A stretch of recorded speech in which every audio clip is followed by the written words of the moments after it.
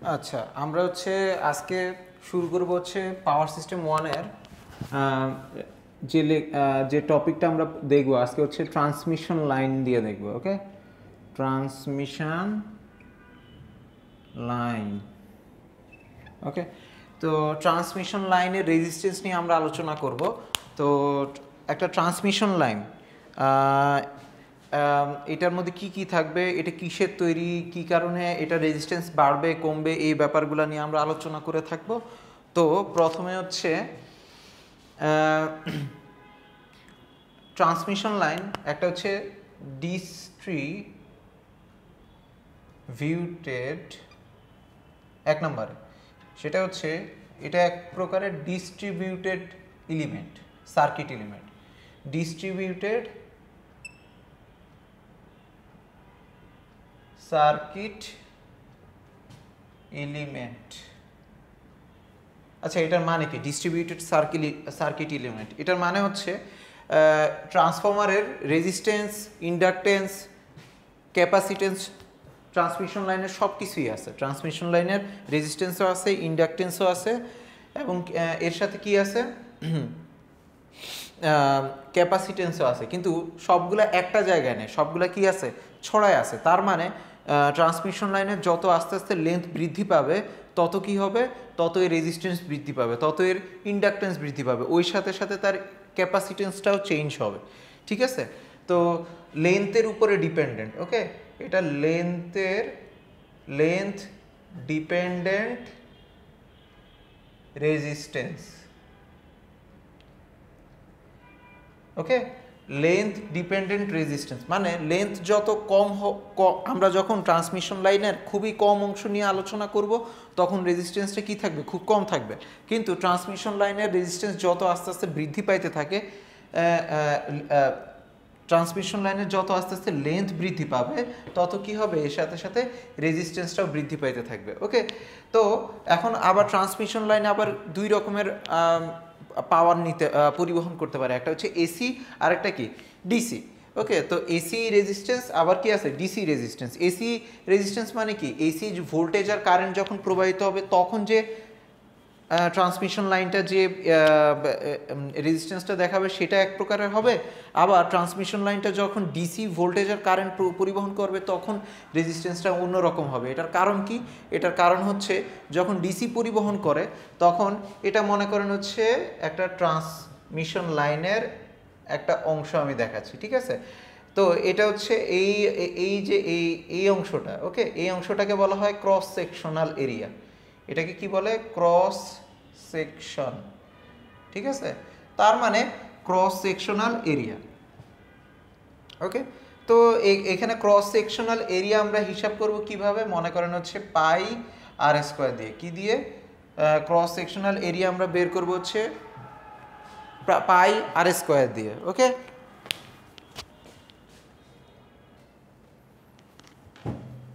ঠিক আছে, তো আমরা আবার একটু রিজিউম করতেছি।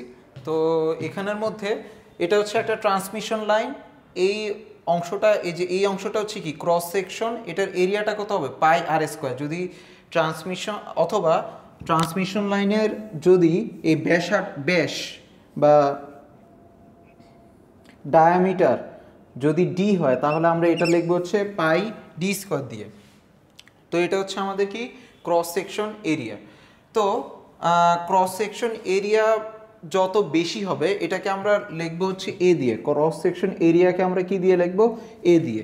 এর পরিমাণ যত বেশি হবে তত বেশি বিদ্যুৎ পরিবাহিত হইতে পারবে। ওকে, ট্রান্সফরমারের এই ক্রস সেকশন এরিয়া যত বেশি হবে তার মানে কি ট্রান্সফরমারটা অনেক মোটা হচ্ছে, যত মোটা হবে তত এর মধ্যে দিয়ে কি হবে, কারেন্ট বেশি যেতে পারবে। ওকে, আবার এখন দেখেন তো যখন কারেন্টগুলো হচ্ছে এখান থেকে আস্তে আস্তে এই দিকে যাবে, ওকে, লেন্থ যত বেশি হবে তত ইলেকট্রনগুলো কি হবে, বেশি বাধা পাবে, তত কি হবে, রেজিস্ট্যান্স বৃদ্ধি পাবে। তার মানে আমরা কি বলতে পারি, এই রেজিস্ট্যান্সটা এই ক্রস সেকশনাল এরিয়া অর্থাৎ ট্রান্সমিশন লাইন যত মোটা হবে এটার ব্যস্তানুপাতিক। আবার এই রেজিস্ট্যান্স হচ্ছে কিসের সমানুপাতিক, রেজিস্ট্যান্স হচ্ছে সমানুপাতিক হচ্ছে লেন্থের। কিসের সমানুপাতিক, লেন্থের। রেজিস্ট্যান্স হচ্ছে প্রপোর্শনাল টু লেন্থকে আমরা নর্মালি এল দিয়ে লিখবো। ঠিক আছে, তো এই আর সমানুপাতিক আমরা কি লিখতে পারি, small L by A, okay, small L by A. তো এইটার ইকুইভ্যালেন্ট সাইন যদি আমরা উঠায় দিই একটা কনস্ট্যান্ট আসবে, এটা হচ্ছে রো লেখে, ওকে। তো রো ইন্টু এ এল, তো এই রো হচ্ছে কি রেজিস্টিভিটি, এই রোটা কি রেজিস্টিভিটি, এটাকে কি বলে রেজিস্টিভিটি। এই রো এর মান ডিপেন্ড করে হচ্ছে ম্যাটেরিয়ালসের উপরে, কিসের উপরে, ম্যাটেরিয়ালসের উপরে। যেমন হচ্ছে কপারের মেটালের রেজিস্ট্যান্স হচ্ছে নর্মালি কম থাকে, সিলভারের আরও কম থাকে, ঠিক আছে। তবে সিলভারের দিয়ে তো কোনো ট্রান্সমিশন লাইন বানানো হয় না, কপার দিয়ে বানানো হয়। তো কপার ইউজ করা হয়, তো কপারের রেজিস্ট্যান্স কি সবচেয়ে কম হয়। তো কপারের রেজিস্টিভিটি কি হবে, কম হবে। আবার অ্যালুমিনিয়ামের এর থেকে আরেকটু বেশি হয়, ঠিক আছে। কিন্তু অ্যালুমিনিয়াম দিয়ে আজকালকার যত ট্রান্সমিশন লাইন আছে সব অ্যালুমিনিয়াম দিয়ে তৈরি করা হয়, রেজিস্ট্যান্স বেশি, লস বেশি হচ্ছে, কিন্তু ওই লস বাঁচানো হচ্ছে এই তারটা বানাইতে যে কত খরচ হবে, এই খরচটা বেশি হয়ে যাবে কপার দিয়ে বানাইতে গেলে, ঠিক আছে। তো খরচ, তো দুই রকমের লস আছে, একটা কি ট্রান্সমিশন লাইনের যে লস, রেজিস্ট্যান্সের জন্য একটা লস আছে, ওইটাকে আমরা আই স্কোয়ার আর বলি, ঠিক আছে। এই একটা লস আছে। আর একটা খরচ কিসের আছে, ম্যাটেরিয়াল কস্ট, ওকে, ম্যাটেরিয়াল কস্ট। তো কপারের ম্যাটেরিয়াল কস্ট বেশি, কিন্তু এই ট্রান্সমিশন লাইনের রেজিস্টিভ লসটা কি কম। আবার অ্যালুমিনিয়ামের এই রেজিস্টিভ লসটা বেশি, অ্যালুমিনিয়ামের জন্য কি রেজিস্টিভ লসটা বেশি, আর ম্যাটেরিয়াল কস্টটা কি কম, ম্যাটেরিয়াল কস্টটা কি হয়ে থাকে, কম হয়ে থাকে, ঠিক আছে। ম্যাটেরিয়াল কস্টটা যেহেতু কম হয়ে থাকে, তাহলে এইটার জন্য চিন্তা করেন কি হইতে পারে, এই ম্যাটেরিয়াল কস্টটা যেহেতু এটার জন্য কম হয়ে থাকে, কি হবে, এখন চিন্তা করতে হবে যে এখন আমাদের যত ট্রান্সমিশন লাইনগুলো তো অনেক বড় হয়ে থাকে, তো ট্রান্সমিশন লাইনগুলো যত বড় হইতে থাকে, এটার জন্য হচ্ছে যে তারগুলা ব্যবহার করা হবে, এই তারগুলার দাম যদি অনেক বেশি হয়, অনেক বড় লাইন বানাইতে গেলে অনেক বেশি খরচ হবে, ঠিক আছে। ওই তুলনায় আমরা যদি এই আই স্কোয়ার আর লসটা দেখি, ওইটা তুলনামূলক কম হয়ে থাকে। এই জন্য অ্যালুমিনিয়ামের যেহেতু ম্যাটেরিয়াল কস্টটা কম, অ্যালুমিনিয়ামকে চুজ করা হয়, ঠিক আছে, অ্যালুমিনিয়ামকে চুজ করা হয়। ট্রান্সমিশন লাইনে নর্মালি ACSR, ওকে, ACSR টাইপের ট্রান্সমিশন লাইনের জন্য ব্যবহার করা হয়, ওকে, ACS টাইপের ACSR, ওকে, ACSR। তো আমরা এতক্ষণ ধরে এখানে যেটা আলোচনা করলাম, ট্রান্সমিশন লাইনের যে রেজিস্ট্যান্স, ওইটা হচ্ছে আমরা কিভাবে লিখতে পারি, ট্রান্সমিশন লাইনের রেজিস্ট্যান্স হচ্ছে আমরা লিখতে পারি, রেজিস্ট্যান্স হচ্ছে আমরা লিখতে পারি R equal to rho into L by A, okay. তো এখন ট্রান্সমিশন লাইনের জন্য এখন চিন্তা করেন, রেজিস্ট্যান্স তো আছেই, ওকে, এটার সাথে কি আছে, আবার ইন্ডাকটেন্স আছে, আবার এটার সাথে কি আছে, ক্যাপাসিটেন্স আছে, ওকে। তো ট্রান্সমিশন লাইনের রেজিস্ট্যান্সটা নর্মালি হিসাব করা হয়, নর্মালি দেওয়া হবে হচ্ছে পার লেন্থ হিসেবে, ওকে। যেমন একটা ট্রান্সমিশন লাইনের একটা ট্রান্সমিশন, এটা দ্বারা ট্রান্স বোঝানো হচ্ছে, একটা ট্রান্সমিশন লাইনের রেজিস্ট্যান্স নর্মালি এইভাবে দেওয়া হবে, লাইক 0.02 ওহম পার কিলোমিটার, এইভাবে দেওয়া হবে। মানে প্রতি কিলোমিটার ট্রান্সমিশন লাইনের রেজিস্ট্যান্স হচ্ছে এত। তো ট্রান্সমিশন লাইন যদি 20 কিলোমিটার লেন্থের হয়, for a transmission line of 20 kilometer, resistance will be, তাহলে 1 কিলোমিটারের জন্য কত, 0.02, তাহলে 20 কিলোমিটারের জন্য কত হবে, 0.04 ওহম, ওকে। 20 কিলোমিটারের জন্য কত হবে, 0.04 ওহম। তো এই ভ্যালুগুলো নর্মালি কি হয়ে থাকে, খুবই কম হয়ে থাকে।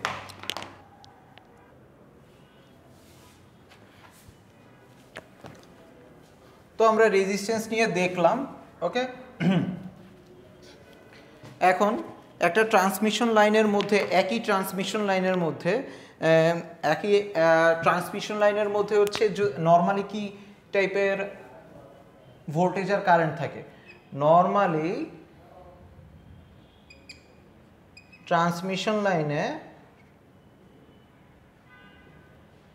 লাইনে contains AC voltage and AC current. Okay, AC voltage and AC current is contained by the transmission line. So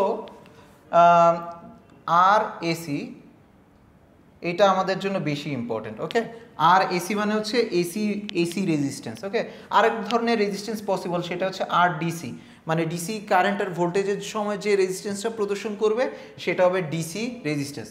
তো নর্মালি একই লাইনে যদি একই লাইন, ওকে, একই লাইনের মধ্যে হচ্ছে একই লাইনের মধ্যে যদি ডিসি ভোল্টেজ আর কারেন্ট যায় তখন রেজিস্ট্যান্সটা কম হয়, আর যখন এসি ভোল্টেজ আর কারেন্ট যায় তখন রেজিস্ট্যান্সটা বেশি হয়। এটার কারণ কি? এটার কারণ হচ্ছে মেইনলি স্কিন ইফেক্ট। এটার কারণ হচ্ছে কি? Skin effect. Okay, skin effect কী জিনিস? স্কিন ইফেক্ট হচ্ছে, এটা মনে করেন একটা ট্রান্সমিশন লাইনের এই মাথা, ওকে, এই যে এটাকে আমরা বলবো ক্রস সেকশন। ক্রস সেকশন এরিয়ায় যখন হচ্ছে নর্মালি কি হয়, ক্রস সেকশনাল এরিয়াতে যখন ফ্রিকোয়েন্সি আস্তে আস্তে বৃদ্ধি পাবে, নর্মালি কি এই পুরা সব জায়গাটাতে হচ্ছে কারেন্ট থাকার কথা। ওকে, এই পুরা সব জায়গাটাতে কি ওই কারেন্ট থাকার কথা, ঠিক আছে। কিন্তু যখন হচ্ছে ফ্রিকোয়েন্সি আস্তে আস্তে বাড়তে থাকে তখন এই মাঝখানের এরিয়াতে ইলেকট্রোম্যাগনেটিক ইন্ডাকটেন্সের কারণে কারেন্ট আর যায় না। তো কারেন্ট না যাওয়ার কারণে কি হয়, এই মাঝখানের মধ্যে কোনো আর কারেন্ট থাকে না। তো কারেন্টগুলো কোথায় থাকতেছে? তাহলে শুধু সারফেস, এই যে এই সারফেস এরিয়ার কাছে, মাঝখানে যেহেতু থাকতেছে না, তারা কোথায় থাকবে? সারফেস এরিয়ার কাছে। তাহলে কারেন্টের মান কি হয়ে যাচ্ছে? কমে যাচ্ছে। কমে যাওয়া মানে কি? এই যে রেজিস্ট্যান্স মানে কি? রেজিস্ট্যান্স মানে হচ্ছে ভোল্টেজ বাই কারেন্ট। কারেন্টের মান এখানে কি হচ্ছে? কমে যাচ্ছে। কমে গেলে কি হবে? রেজিস্ট্যান্সের ভ্যালু বৃদ্ধি পাবে। তো এসিতে যেহেতু ফ্রিকোয়েন্সি আছে, কি আছে? ফ্রিকোয়েন্সি থাকার কারণে কি হবে? এই কারেন্টগুলা আস্তে আস্তে মাঝখানে ইলেকট্রোম্যাগনেটিক ইন্ডাকটেন্সে কি পাবে? বাধা পাবে। বাধা পাওয়ার কারণে তারা সারফেস এরিয়া দিয়ে যাওয়ার চেষ্টা করবে। এটাকে বলা হয় হচ্ছে স্কিন ইফেক্ট। এই স্কিন ইফেক্টের কারণে কারেন্ট কম জায়গা পায় যাওয়ার জন্য। তো এই জন্য এসি রেজিস্ট্যান্সটা কি হয়? বেশি হয়ে যায় ডিসি রেজিস্ট্যান্সের কারণে। তো নর্মালি বেশি পাওয়ার, তো এই জন্য এইচভিডিসি সিস্টেম ইউজ করা হয়। কি ইউজ করা হয়? হাই ভোল্টেজ ডিসি, এইচভিডিসি ইউজ করা হয়ে থাকে এটার সলিউশনের জন্য। ডিসিতে যেহেতু কোনো রকমের স্কিন ইফেক্ট বা ফ্রিকোয়েন্সি নাই, তো এখানে রেজিস্ট্যান্সটা কী হবে? কম হবে, লসও কী হবে? কম হয়ে থাকবে। ওকে,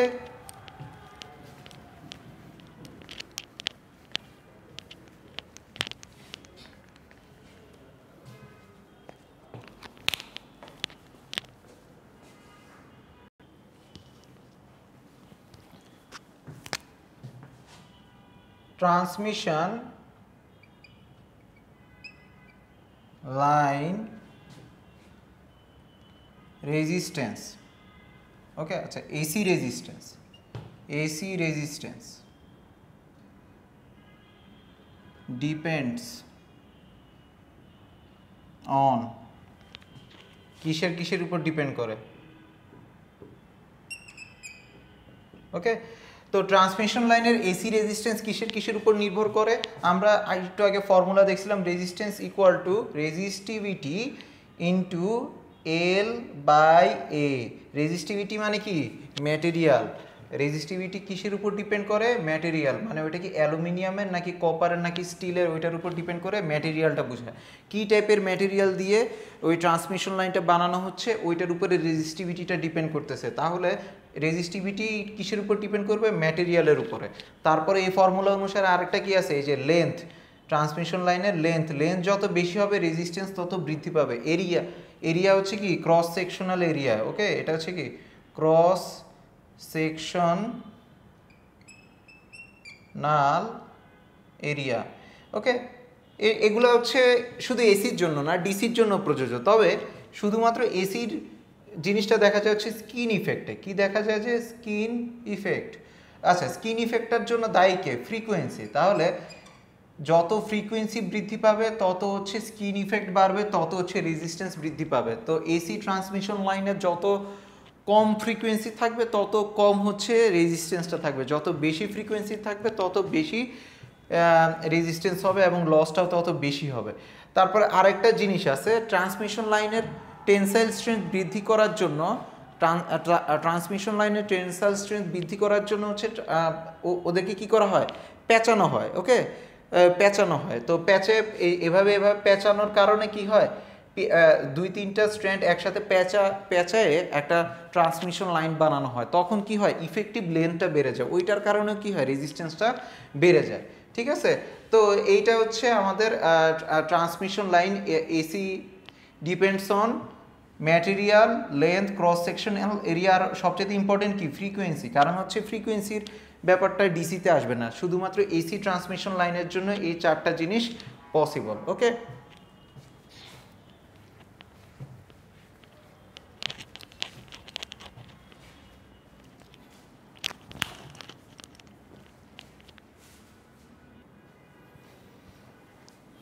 তো ট্রান্সমিশন লাইনের রেজিস্ট্যান্স নিয়ে আমরা এতক্ষণ ধরে আলোচনা করলাম। তো এখন এসি ট্রান্সমিশন লাইন কিসের উপর নির্ভর করে, ডিসি ট্রান্সমিশন লাইন কিসের উপর নির্ভর করে, এগুলা নিয়ে আমরা একটু দেখলাম আর কি। ঠিক আছে, তো এখন হচ্ছে আমরা একটা জিনিস খেয়াল করি, এই ট্রান্সমিশন লাইন কিভাবে থাকে আর কি। ঠিক আছে, তো এটা মনে করেন হচ্ছে একটা ভোল্টেজ সোর্স। ওকে, এটা হচ্ছে একটা ভোল্টেজ সোর্স ভিএস,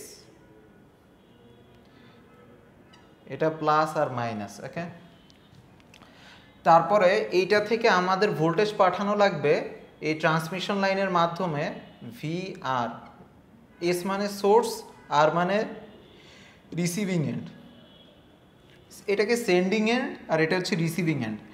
মানে এখানে ভোল্টেজ, এটা হচ্ছে মনে করেন এখানে থাকবে হচ্ছে একটা জেনারেটর আর এখানে থাকবে হচ্ছে লোড।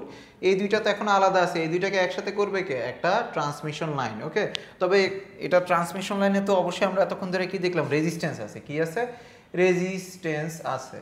ঠিক আছে, আবার ট্রান্সমিশন লাইনের আবার কি থাকে, ইন্ডাকটেন্সও থাকে। কি থাকে, ইন্ডাকটেন্সও থাকে। তো নর্মালি ট্রান্সমিশন লাইনকে হচ্ছে আমরা নর্মালি এভাবে লাম্পড যে টার্মগুলো আছে ওইগুলো গিয়েও বসানো যায়।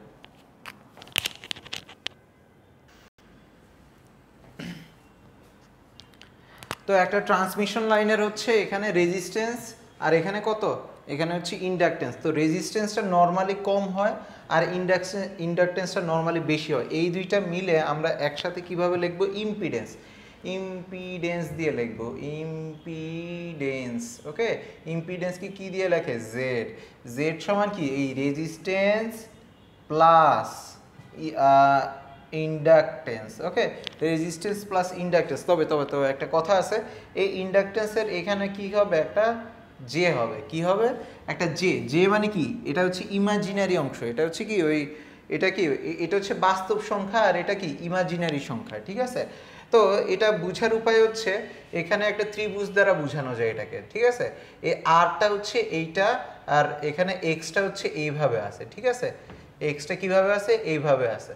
তো আমরা যদি পুরো জেড এর ভ্যালু বের করতে চাই, জেড এর ভ্যালুটা কি হবে, এই দুইটার এইটার সমান হবে। ঠিক আছে, এই বাহুর দৈর্ঘ্যের সমান হবে। আর যদি একটা সমকোণী ত্রিভুজের এই বাহু হয় আর এক্স যদি এই লম্বের সমান হয়, তাহলে জেড সমান হবে কত, আর স্কোয়ার প্লাস এক্স স্কোয়ার। ঠিক আছে, জেড সমান আমরা তাহলে কি লিখতে পারি, জেড এর ভ্যালু, এটাকে আমরা এভাবে মডুলাস দিয়ে লিখবো। মডুলাস মানে কি, শুধুমাত্র ভ্যালুর কথা বলছে। এটা সমান কি হবে, আর স্কোয়ার প্লাস এক্স স্কোয়ার। ঠিক আছে, তো ইম্পিডেন্সের মানে কি হবে, ইম্পিডেন্সের মানে হবে হচ্ছে এই রুট ওভার আর স্কোয়ার প্লাস এক্স স্কোয়ার। ঠিক আছে, তো আমরা যদি এখানে কারেন্টের ভ্যালু বের করতে চাই, ঠিক আছে, এখানে একটা কারেন্ট গেছে। ওকে, আই, এটা হচ্ছে একটা শর্ট ট্রান্সমিশন লাইন। এটা কি ছোট একটা ট্রান্সমিশন লাইনের জন্য লাইন যত বড় হবে তখন আবার আমাদের ক্যাপাসিটেন্স হিসাব করা লাগবে, ওইটা আমরা পরের ক্লাসে দেখব। তো শর্ট ট্রান্সমিশন লাইন, ওকে, তো শর্ট ট্রান্সমিশন লাইনের জন্য হচ্ছে এখন আমরা যদি কারেন্ট বের করতে চাই, কারেন্ট, ওকে, আই কোথা থেকে কোথায় যাচ্ছে, ভিএস থেকে ভিআর এর দিকে যাচ্ছে। তাহলে আমরা কি লিখবো, V S minus V R divided by, এখানে কি আছে, এই যে ইম্পিডেন্স আছে, ইম্পিডেন্স কত, জেড। ওকে, তো আই এর মানটা সমান কত হবে, এই V S minus V R by Z. Okay, I এর মানটা সমান কত হবে, V S minus V R by Z. Okay, V S minus V এর বাই জেড। ওকে, তো এটাকে আবার একটু আর গুণন করে লিখলে আই জেড ইকুয়াল টু কি V S minus V R equal to, তো এখান থেকে আমরা কি লিখতে পারি V S equal to V R plus I Z. তো এটাও লেখা যায়, এটা কি ওই সেন্ডিং এন্ডের ভোল্টেজ। সেন্ডিং এন্ড মানে কি যেখান থেকে বিদ্যুৎটা পাঠানো হচ্ছে, মানে জেনারেটিং স্টেশনে ভোল্টেজ। আর রিসিভিং এন্ড মানে কি যেখানে আমরা রিসিভ করতেছি, মানে হচ্ছে এই কোনো একটা সাবস্টেশন হইতে পারে অথবা কোনো একটা লোড হইতে পারে বা ইন্ডাস্ট্রিতে হইতে পারে। তো এটা হচ্ছে ইন্ডাস্ট্রি আর এটা মনে করেন জেনারেশন। আর মাঝখানে কি ট্রান্সমিশন লাইন, এই ট্রান্সমিশন লাইনের ইম্পিডেন্স হচ্ছে এটা আর কারেন্টটা হচ্ছে এটা। এই কারেন্টটা কে ডিফাইন করবে, এটা আমরা বের করব হচ্ছে লোড থেকে। কিসের থেকে বের করব, লোডের থেকে। ঠিক আছে, লোড যত বেশি হবে কি হবে, এই কারেন্টের ভ্যালুও তত বেশি হবে। লোড যত বেশি কারেন্টের ভ্যালুও তত বেশি, লোড যত কম কারেন্টের ভ্যালুও তত কম। তো ইন্ডাস্ট্রি যত লোড টান দিবে তত হচ্ছে কারেন্টের ভ্যালু বৃদ্ধি পাবে। তো এখন একটা চিন্তা করেন, এখানের মধ্যে লস হচ্ছে কতটুকু। লস হচ্ছে এখানে যদি এই আর এর মধ্যে দিয়ে কারেন্ট যায়, এখানে কারেন্টের লসের মান কত হবে, আই স্কোয়ার আর। এটা কি ট্রান্সমিশন লস, এটা কি আমাদের ট্রান্সমিশন লস। এটা অবশ্যই থাকবে, ট্রান্সমিশন লস কিছু না কিছু থাকবে। বাংলাদেশে নর্মালি এটা কি টোটাল লসের 3% মতন হয়ে থাকে এই লসটা। ঠিক আছে, মানে শুধুমাত্র পাঠাইতে এই জেনারেটর থেকে আমাকে একটা ট্রান্সমিশন লাইন সাবস্টেশন পর্যন্ত পাঠাইতে আমার কি একটা বড় একটা মোটামুটি 3%-এর মতন একটা লস আসে। তো সেটাই কি পি লস ইকুয়াল টু কি আই স্কোয়ার আর। ঠিক আছে, তো এখানের মধ্যে যদি মনে করেন কথার কথা 10 এম্পিয়ার কারেন্ট যায় আর এই রেজিস্ট্যান্সের ভ্যালু হয় হচ্ছে 0.02 ওহম পার কিলোমিটার, তাহলে এই 10 কিলোমিটারের জন্য ফর 10 কিলোমিটারের জন্য রেজিস্ট্যান্সের ভ্যালু কত হবে, 0.02 ইন্টু 10 এত ওহম, মানে কত হবে 0.2 ওহম। তো 10 কিলোমিটারের জন্য আমাদের লস কত হবে, লস হবে P equal to I square R. P equal to কত, আই স্কোয়ার আর। আই এর মান কত, আই এর মান হচ্ছে 10, তাহলে 10 স্কোয়ার ইন্টু 0.2 এত ওয়াট, তাহলে কত হচ্ছে 100 ইন্টু 0.2 ইকুয়াল ইন্টু ওয়াট, তাহলে কত আসে 20 ওয়াট। ঠিক আছে, তাহলে 20 ওয়াটের মতন খরচ হচ্ছে, অত বেশি না। কিন্তু এখন যদি আমরা একটু চেঞ্জ করে দেই, এখানের মধ্যে হচ্ছে লেন্থটা কথার কথা হচ্ছে আমরা এখন 150 করে দিলাম, তখন 50 করে দিলে কত হবে, 50 করে দিলে হবে হচ্ছে এখানের মধ্যে 10 করলে এত, 50 করলে হবে হচ্ছে 1 ওহম। 1 ওহম করলে তার মানে এটা কত হবে 1 ওহম। 1 ওহম তার মানে কত হয়ে যাবে 100 ওহম। ঠিক 100 ওয়াট, সরি 1 ওহম গুণ করলে এখানে কত আসবে, এককটা আসবে 1 ওয়াটে। তাহলে এই লসের মানটা কত 100 ওয়াট। ঠিক আছে, তো এই পর্যন্ত আশা করি কোনো সমস্যা নেই। এটাই হচ্ছে আজকে দেখানো হলো। আমরা কি কি দেখলাম এখানের মধ্যে, প্রথমে রেজিস্ট্যান্স দেখলাম, রেজিস্ট্যান্স থেকে কিভাবে লস বের করে ওইটা দেখলাম, আর এসি রেজিস্ট্যান্সটা কিভাবে হিসাব করে ওইটার মানও হিসাব করলাম। ওকে।